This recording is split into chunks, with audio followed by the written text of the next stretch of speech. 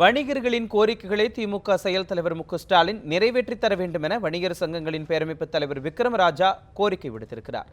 திமுக செயல் தலைவராக அறிவிக்கப்பட்டுள்ள மு.க.ஸ்டாலினை அவரது இல்லத்தில் தொடர்ந்து 3வது நாளாக அரசியல் கட்சியினரும் பல்வேறு இயக்கங்களைச் சேர்ந்தவர்களும் சந்தித்து வாழ்த்து தெரிவித்து வருகிறார்கள்.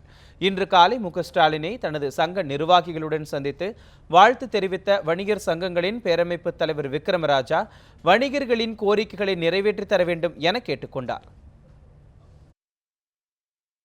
திராவிட முன்னேற்ற கழகத்தினுடைய செயல் தலைவராக பொறுப்பேற்றுள்ள சட்டமன்றத்தினுடைய எதிர்க்கட்சி தலைவரும் ஆரம்பம் முதல் மேயராக இருக்கின்ற பொழுதும் சட்டமன்ற உறுப்பினராக இருக்கின்ற பொழுதும் துணை முதல்வராக இருக்கின்ற பொழுதும் வணிகருடைய பல்வேறு கோரிக்கைகளை உடனுக்குடன் கனிவோடு பார்த்து எங்களுக்கு நிறைவேற்றி கொடுத்திருக்கிறார்கள்.